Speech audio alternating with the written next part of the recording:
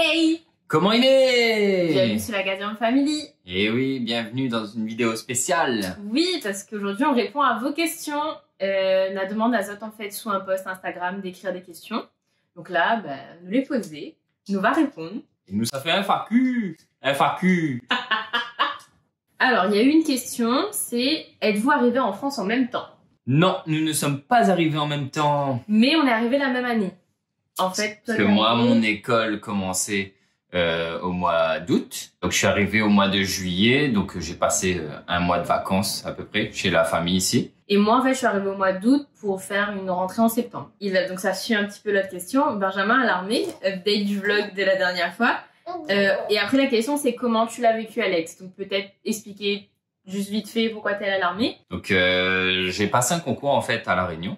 Donc, c'était pour rentrer à l'école de l'armée de l'air. Le concours se déroulait à Saint-Denis, à La Réunion. J'ai réussi haut la main. Donc, fallait faire partie des 400 premiers. Et je crois que j'étais... Peut-être un peu moins, hein. Non, fallait faire partie des 400. En tout cas, t'as réussi et t'es parti. Ouais, donc du coup, j'ai pris l'avion en début juillet pour arriver pour prendre l'école début août. Sachant que c'était l'école, c'est-à-dire c'était le lycée militaire en fait. Ouais, hein. c'était... Voilà, en fait, fallait faire une première et une terminale et ensuite engager en formation militaire. Enfin, formation dans une spécialité. Donc du coup, toi en fait, t'as redoublé entre guillemets ta première. Donc oui, parce que j'avais déjà fait une première S à La Réunion. Et du coup, pour rentrer, c'était soit je passais un autre examen pour rentrer directement en terminale, ou sinon je refaisais une première et terminale. Donc du coup, j'ai refait une première. Et puis c'était pas que lycée, hein. C'était là pour le coup, c'était formation militaire en même temps que le lycée. Donc faut dire que t'es chaud les gars. Quand on lève 5 heures du matin et on connaît pas à quelle heure ça dormir parce que dès hier qu'on a fini à 17 heures le lycée, et on a toute la formation militaire. Donc en gros, c'était marche droite. Benjamin lui est parti comme ça, donc t'es parti à 17 ans. Ouais. Faut savoir qu'on est nés la même année, mais moi j'étais une classe. Mais tout ça, on va un peu plus rentrer en profondeur. Peut-être sur l'autre vidéo, on va parler de nos parcours. Et moi, je voulais rentrer à la fac, de faire une année de fac avant de me lancer vraiment dans les études que j'aimais. Bref, c'est encore un tout autre sujet. Donc du coup, on est parti à un mois de décalage, sachant que toi, quand t'as commencé l'école, t'avais 3 mois de classe. Et donc du coup, pendant 3 mois... 3 mois de classe militaire. Ouais, pendant 3 mois, moi, j'ai pas eu tes nouvelles. Ouais, parce qu'on n'avait pas le droit de téléphone, tout ça, c'était niet cacahuète. Et donc du coup, ça répond un peu à la question comment moi je l'ai vécu. Donc il y a une autre question, c'était comment vous êtes-vous rencontrés. Ouais. Donc nous, on s'est rencontrés au lycée. Benjamin était en seconde, moi en première, parce que j'ai sauté une classe. Et on s'est rencontrés quand on avait 15 ans. Oui. Et donc du coup, quand on s'est rencontrés, moi j'étais en première littéraire, toi t'étais en seconde, et après moi j'ai fait ma terminale littéraire et toi t'as fait ta première S. Du coup moi je suis arrivée ici, pendant 3 mois j'avais pas de nouvelles de Benjamin, mais je savais ce qu'il allait faire, etc. Il m'en avait déjà parlé, et bon, les gars, quand il aime, hein, j'allais pas être la celle qui lui dit non fais pas. Au contraire, il y avait certaines histoires qui ont fait que j'ai compris pourquoi t'as voulu partir. Donc c'est pas moi qui allais le stopper là-dedans. Et puis vu que moi je partais de la Réunion, c'était un moyen aussi pour nous aussi d'être sur le même territoire, quoi. Donc moi je suis arrivée, mais moi j'étais à l'autre bout, hein. À 600 km de distance. Moi j'étais déjà là où on vit à l'heure actuelle, voilà. Moi j'ai pas bougé depuis tant d'années. Et Benjamin lui était dans l'ouest là-bas. Et du coup ça a été dur parce que on va le dire, hein, c'est pas un secret, c'est un secret pour personne. On s'est séparés. Suite à ça, je pense que t'avais besoin de te couper de plein de choses. Parce que j'étais dans une période pas trop chouette non plus, et à l'époque je refoulais mes émotions. Ouais. Donc je rentrais tout là-dedans. Ouais. Que de pied à bad boy. Mais voilà, ça a mal tourné, et puis dans ma tête ça a pété un câble. Ouais, donc et encore ça a pas pété le câble tout de suite en fait. T'as juste voulu couper de tout, te concentrer sur autre chose, comme si tu redémarrais à zéro. Moi, j'ai vécu la pire rupture de toute ma vie. On s'est séparés pendant 9 mois. Ouais. Le temps d'un enfant. En fait, j'ai pas dit j'ai un enfant caché quelque part. Et du coup, le truc, c'est que faut se remettre en contexte, hein. On avait tous les deux 17 ans, hein, donc on avait même pas 18 ans. J'ai vécu la pire rupture du monde, tout seul, dans une ville que m'y connais pas, une ville que Benjamin avait dit à moi, non, mais va là, c'est ça le pire. Il m'a dit, non, mais va là, parce que j'ai de la famille, donc je pourrais venir te voir. allez voir, vous me mettez tout seul pendant 9 mois. Par contre, ben, ça a été bénéfique, entre guillemets, parce qu'on a rencontré d'autres personnes, on a fait nos erreurs. Franchement, on a fait nos erreurs. On était ados, tout simplement. On avait besoin de se construire, mais ça nous a permis aussi de voir que on avait besoin, on avait besoin l'un de l'autre, que je l'aimais vraiment de tout mon cœur, que c'était lui, en fait. Ouais. Et toi, je sais pas comment toi tu l'as vécu, mais... Bah, moi, c'était compliqué parce que bah, j'étais dans un mood bizarre. En même temps, c'est l'armée, les gars. On est un petit peu, comment dire ça, reconditionné. Bah, en fait, tu dois penser en tant que groupe. Ouais, voilà, c'est ça. C'est penser pour le groupe, vivre en groupe. Donc, tu t'es pas réellement développé individuellement, en fait, à une période où tu te construis. Pour ça qui connaît, pour ça que l'a fait l'armée, bah, c'est un autre monde, hein. Et mais il pense qu'il colle pas pour tout le monde. On a des gens, les faits pour ça. Bah là, ils aiment ça. Mais toi, c'était un choix, entre guillemets, pas par défaut. Mais tu te voyais pas non plus à ce moment-là faire quelque chose d'autre. Si on te demandait qu'est-ce que tu fais dans la vie. Oui, bah, je savais pas. Et donc, ça s'est passé comme ça. Donc, c'est vrai que moi, cette période-là, bah, je l'ai vécu difficilement, mais j'avais pas de nouvelles de lui. Puis après, on s'est retrouvés. Et là, ça a entamé autre chose. Parce que là, on était vraiment ensemble. On s'est retrouvés. On savait, entre guillemets, qu'on voulait faire notre vie ensemble. Sauf que, ben, on était loin. Benjamin, en fait, il venait une fois par mois. Ouais. Et il venait le temps d'un week-end. Mais sauf que, comme vous avez dit, on était à l'opposé. Donc, en fait, le temps que Benjamin prenne le train, fasse tous ces changements, etc., t'arrivais le vendredi soir. Le vendredi soir, il était tard. Et il fallait que je reparte. Il fallait que je sois de retour le dimanche soir à la base. Donc, en gros, on n'avait pas beaucoup de temps pour nous. Et puis, bah, vu que t'avais pas droit à ton téléphone non plus, enfin, c'était très compliqué. Personnellement, c'était très compliqué pour moi à gérer. On vivait en plus des choses très personnelles, bah, chacun de notre côté, en fait, hein. Des problèmes familiaux, chacun. Donc, c'était vraiment pas une période facile. On a tenu le coup. Je pense qu'on a tenu le coup parce que on avait réussi à se mettre à la place de l'un et l'autre. Moi, on a beaucoup discuté. Et je pense que ça, c'est que tu t'es ouvert. Ouais. Un peu. C'était pas tout de suite, mais tu t'es un peu plus ouvert. Parce qu'avant, j'étais pas cet esprit libéré, qui fait des blagues tout le temps. Avant, j'étais plus réservé. C'est un peu elle qui m'a fait sortir ce côté-là de moi. Mais après, non, j'ai pas fait vraiment sortir ce côté de toi. T'étais comme ça avec moi, mais qu'avec moi, en fait. Ouais. Et t'étais pas comme ça avec les autres. Non. Et du coup, bah, après, moi, je me suis créé un groupe d'amis ici, un groupe de Réunionnais, qui est devenu la famille, hein, voilà, bisous à d'autres. Et vu que moi je suis quelqu'un j'ai toujours des projets à faire, j'ai toujours à droite, à gauche, sorti, machin. En fait, j'essayais de m'occuper l'esprit quand lui était pas là, en fait. Et quand on était ensemble, on essayait de profiter à fond, mais à fond. Et à chaque fois, je me disais, j'attendais ces moments-là avec impatience. Il y a eu des moments très durs parce qu'il y a eu des moments où toi, tu vivais des choses pas faciles et tu pouvais pas m'appeler, tu pouvais pas me parler. Moi, j'ai vécu des moments difficiles où je pouvais pas lui envoyer un message ou quoi que ce soit pour lui dire, là, ça va pas, j'ai besoin de toi. Donc, il y a eu des moments très durs. Et dans ces moments-là, je me disais juste, Alexandra, tu l'aimes, c'est tout. C'est pas quelque chose que tu choisis, en fait. Donc, ton rôle à toi, c'est de le soutenir un maximum parce que même si tu vis des choses difficiles là, je me suis dit, lui, il doit vivre ça fois 1000 en fait. Donc, le conseil que je donnerais, c'est de se mettre à la place de l'autre, mais que l'autre aussi, oui, t'es d'accord, hein?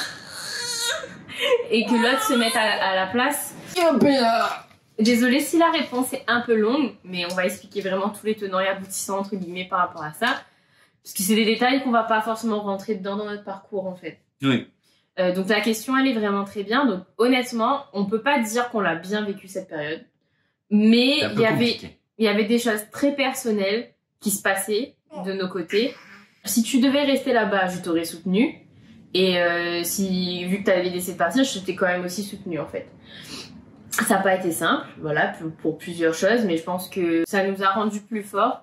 Ceux qui vivent ça à l'heure actuelle, ceux qui vivent cet éloignement-là, je dirais, puisez dans vous. Ces moments que vous pouvez passer à deux, de profiter pleinement de chaque... En fait, nous, ça nous a permis de réaliser que pour qu'un couple fonctionne, il faut que tous les deux on soit bien et qu'on fasse nos chemins, quitte à faire nos chemins séparément, loin, peu importe. Faites que mon bébé soit bien.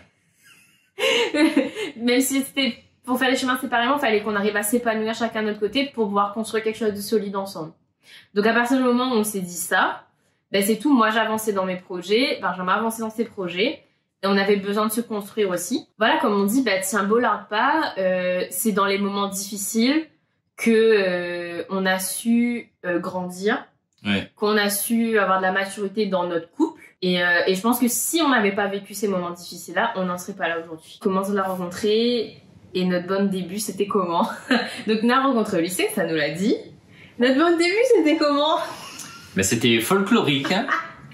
Mes copines de l'époque disaient toujours, genre Benjamin Alex, c'était la telenovelas du lycée, quoi. En même temps, il y avait trop de rebondissements. En vrai, je pense, à l'heure actuelle, on peut le dire, on a eu un coup de foudre. Oui. Vraiment. Le gars m'a dragué, les gars. En mode de gentleman. Pas du tout. Et... Non. Non. En fait, donc moi, j'étais pas dans ce lycée-là au début. J'ai fait ma troisième et ma seconde dans un autre établissement scolaire. Nous, on s'est rencontrés au lycée Trois-Bassins. J'ai fait 2 ans à Maison Blanche. Et du coup, je sais pas par qui t'as su que j'étais allée à la Maison Blanche. Et en fait, le gars qui avait la cafette au lycée, il est venu me voir. Moi, je commandais mon pain bouchon, mon poca, tout ça. Le gars vient et il me dit... Le gars, je le connais pas. Vraiment, je le connais pas. Il vient à côté de moi et il me dit... Tu as rencontré le président? Et là, je Et elle me regarde en mode... What? Quoi, il y a pour dire, moi, Ben, tu étais à Maison Blanche, tu as rencontré le Barack Obama. Et après... La première approche, hein. Sachant que ce même jour-là, je pense pour ceux qui ont vécu ça aussi, il y avait les sorties cinéma à l'école. Oui. Et ce jour-là, donc on est en sortie cinéma. Et je vois le Marmaille m'attend à la sortie. Et j'avais un t-shirt que j'ai toujours, que vous avez pu voir cette vidéo, c'est la recette du pain bouchon ketchup, machin. Après, le gars fait « Cool, ton t-shirt !» Cool, ton t-shirt. Après, on a traîné... En fait, mes camarades traînaient avec ses camarades. Et du coup, c'est comme ça qu'on a discuté. Et après, il y a eu le moment Facebook. On parle sur Messenger. Le gars me dit « Attends, donne-moi ton numéro parce que j'ai plus de batterie sur mon ordi. » Alors que l'ordi était branché au calme. Et moi, sur le voilà coup... comment avoir un numéro, les gars. à l'époque, sur le téléphone. Et après, je t'ai dit, tu veux pas qu'on continue par message parce que ben mon ordi a plus de batterie. Sauf que sur le coup là, moi j'ai pas capté, donc je lui donne mon numéro, il m'envoie un message et après le premier message que je lui envoie, c'est bah tu pouvais pas le brancher. Après honnêtement ça a duré longtemps. 6 mois. Ouais. Non même pas non, novembre, décembre, si. janvier, février, mars, 5, ouais. Oui, 6 mois. Ouais. Et après on s'est mis officiellement, on s'est dit je t'aime avant de se mettre ensemble. Genre on s'aimait fort. Oui. Avant de se dire ouais c'est officiel tout ça. Et donc voilà cette petite amourette de lycée. Du lycée. Ensuite c'est comment avez-vous su que vous étiez prêt pour avoir notre petite poupée? Bah franchement, sans mentir à Zot, hein, n'a pas vraiment réfléchi. Non. Il faisait déjà un petit moment que nous pensions à dire mais imagine un jour donner un petit bébé. Ouais. Après ça serait belle. En fait il y a un truc que j'ai dit à Benjamin qui est vrai. Je lui ai dit avec toi je me vois fonder une famille. Si c'était quelqu'un d'autre, je sais pas, je ressentirais pas ça en fait. Je suis plutôt quelqu'un de très indépendante, etc. Et quand je regarde Benjamin, je lui dis franchement, chérie, bah avec toi, je me vois fonder une famille parce que je sais que tu seras un super papa et je sais qu'ensemble on va faire quelque chose de bien. Et ça fait un peu comme concrétiser notre amour. Au final, il y a eu plein de choses. Hein. Au début, on se disait, au tout début de notre relation, enfin tout début, pas vraiment. Quand on est arrivé ici. Voilà, quand on était en France. Genre, de toute façon, à chaque fois on disait, c'est pas le moment. On était encore jeunes, on avait 18 ans. Ouais, et on se disait, il faut quand même une situation financière, etc. Il faudra qu'on prévoie une situation financière, elle travaille, moi elle travaille. Après, c'était, on n'a pas vraiment le temps parce que je travaillais de nuit, le rythme était compliqué, elle était encore dans son école de formation de web designer. Ouais. Et en fait, ce qui s'est passé, c'est qu'après, j'ai eu le fameux CDI, ça c'est une toute autre histoire. Sauf que moi j'ai vécu 1 an et demi d'enfer dans ce travail-là. À ce moment-là, même j'avais mon CDI machin, toi aussi t'avais ton CDI, t'avais changé en plus. Enfin, on avait vraiment une situation stable. On a changé d'appartement et on a quand même pris un appartement avec 2 chambres. Ouais. À la base, c'était mon bureau. À la base, c'était bureau, chambre d'amis. Voilà. Pendant tout ce temps-là, moi, j'avais pas du tout la tête à ça. J'ai eu énormément de problèmes hormonaux. Ça, je pense que j'en parlerai s'il y en a qui sont intéressés, que je parle de ça. Et donc en fait, on n'en parlait pas. Puis ce travail-là s'est arrêté. J'ai vécu un moment de vide. Hein. J'ai fait un burn-out. C'était pas la joie. On est rentré à La Réunion. Et je pense que le déclic, ça a été ça. On est rentré à La Réunion. On était bien. J'ai démarré sur de nouvelles bases. Je suis lancée à mon compte. Et à ce moment-là, tu m'as dit, écoute, franchement, on n'aura jamais la situation parfaite. Il n'y aura jamais le moment où tu te dis. Ouais, j'ai coché toutes les cases. Peut-être qu'il y a des gens, oui, hein. Mais franchement, des fois, il faut arrêter de réfléchir. Et juste, je pense, écouter son cœur si on se sent prêt. Et je pense qu'à ce moment-là, tu t'es senti prêt à me dire ça. De toute façon, parce que tu te dis tout le temps, est-ce que je vais pouvoir assumer? Est-ce qu'elle va pouvoir avoir ça? Est-ce qu'on va pouvoir manger? Après, il y avait la question aussi, est-ce qu'on attend de rentrer à La Réunion de faire un enfant? Et après, cette question-là, on l'a bien réfléchi. Et financièrement, quand même, il y avait la partie financière, on s'était dit, quand même, si on reste là, on change pas de loyer, on change pas de lieu, on a un loyer qui est très bien pour ce qu'on a. Ça aurait été compliqué de rentrer et d'attendre d'avoir tout ça. Ouais. Ça aurait été de recommencer à zéro. Donc on s'était dit juste, on va laisser les choses se faire. Oui. Et puis de toute façon, quand les choses sont lancées et que tu sais que tu vas avoir un enfant et tout, dans ton cerveau, il y a un déclic qui se fait, qui se dit, tu vas donner le meilleur de toi-même.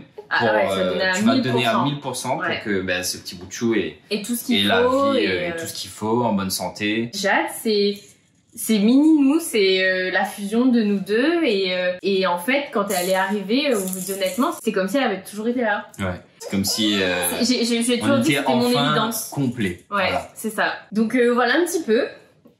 Donc c'est tout, on a juste écouté notre cœur. C'était pas forcément le meilleur moment, professionnel ou autre. Ouais.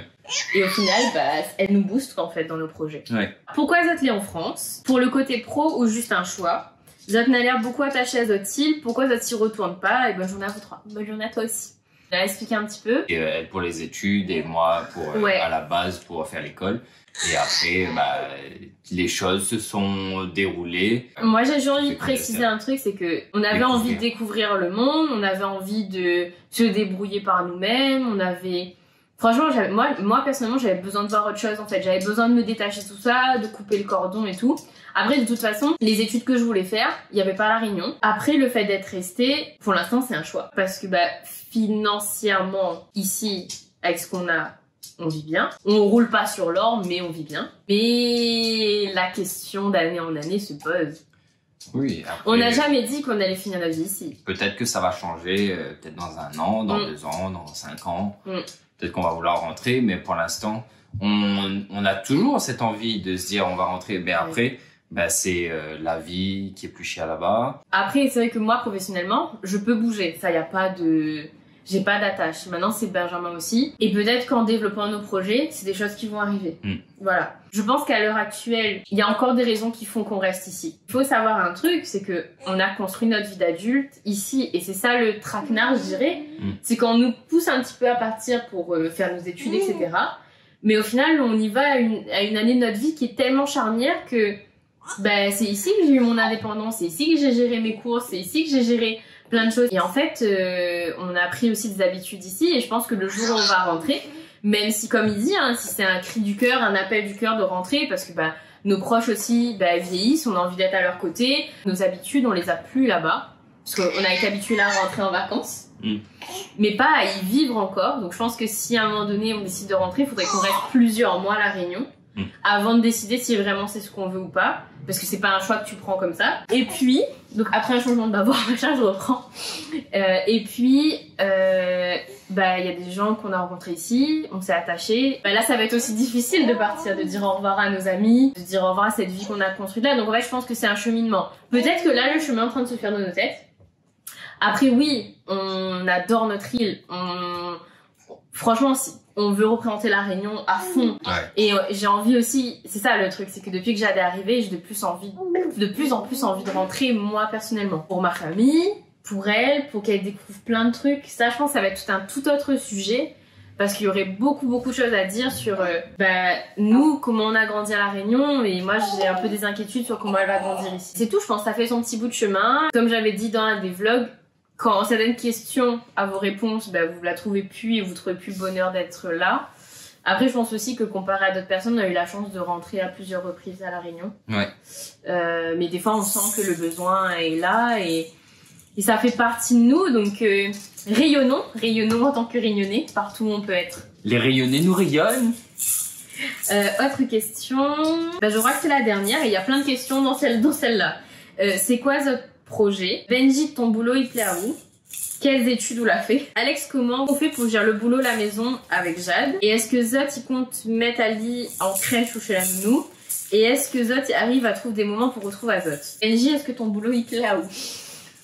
Franchement, oui, sinon j'aurais déjà arrêté. C'est juste que des fois, c'est juste les horaires et les choses comme ça, depuis que j'ai Jade et tout, qui sont un peu contraignants. Parce que j'ai pas le temps de faire tout ce que je voudrais faire avec elle. Là, avec ce projet-là, qu'on a lancé il y a bientôt un mois, c'est pareil. Ça me laisse pas le temps de m'investir et faire ce que je voudrais avec vous. C'est ça. Mais sinon, oui, sinon ça me plaît. Oui, parce que te connaissant, jour où ça te fatigue... Parce que je travaille dans le commerce, mais je suis conseiller en vente. C'est du conseil client. Après, c'est vrai que je pense que tu t'épanouis plus en ce qu'on faisait là. Bon, après, je pense que vous avez deviné chez qui je travaillais avec tous les t-shirts que je porte. Quelles études t'as fait?